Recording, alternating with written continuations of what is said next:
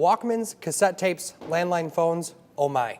These are some of the popular items from Generation X, and now the focus of a new exhibit opening at the Illinois State Museum. Erika Holst joins me now from the Illinois State Museum on how we can help with the exhibit. Erika, thank you so much for joining me this morning. First, can we talk about why this exhibit? It really came out of a discussion between some of my coworkers who are in my cohort. I'm Gen X and proud of it, about how the way we grew up is a past way of life, and it's one that kids can't really fathom. You know, when you picked up your landline phone and had to dial it and ask for someone's parents, and ask the parents if you could talk to your friend, and then take the phone into the closet with the cord so you could have privacy. There's just so much of it that's a bygone way of life. And those of us who are Gen X are in our 40s and 50s now, and I think it's time to reflect on how we grew up and how that shaped us as individuals and as parents and members of society. So teens were always really in their rooms on the phone. They just had a cord attached to it at that time.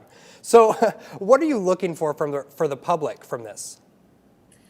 Well, we have a survey that's on our website and on our social media channels. So really, we're asking people for their memories, we're asking people for their photos, and we're asking them to let us know if they have any of those artifacts from their childhood. Do you have your toys? Do you have your, Teddy Ruxpin? Do you have a cell phone from 1995 and a Trapper Keeper, a Lisa Frank folder, any of the stuff that populated our lives and has kind of since turned into sort of vintage relics now. Love it. So how do you make sure that people get their items back? Because they're not giving it to the museum, they're loaning it, correct? It's a loan, yes. And so basically there's a lot of forms that happen on our side. We ask people to sign off on loan forms, and we keep track, and there's spreadsheets on this end. But yes, their items will come back to them at the end of the run of the show.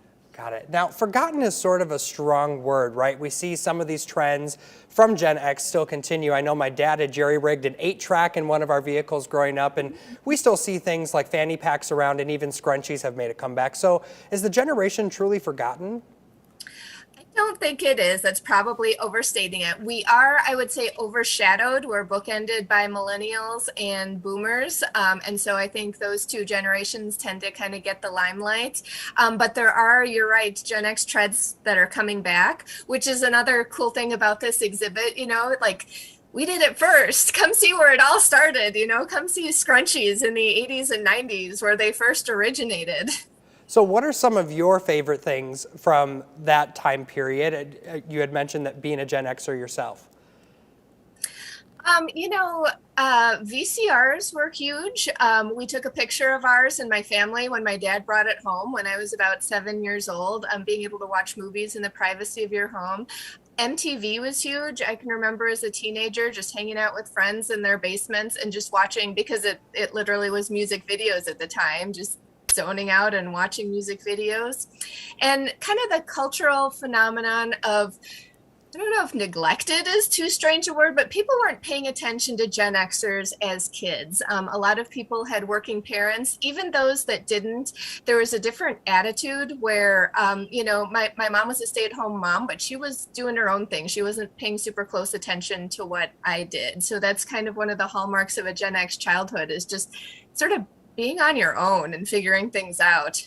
Wow, yeah, we had the VCRs, we had, what was it, Sega Genesis, things like that. I mean, all those fun things. So when is this exhibit going to be opening? This exhibit opens up in October of this year. Excellent. All right, Erika, thank you so much for joining us this morning, and you can find all those details that we spoke about today right now at WQID.com. Just search Illinois State Museum.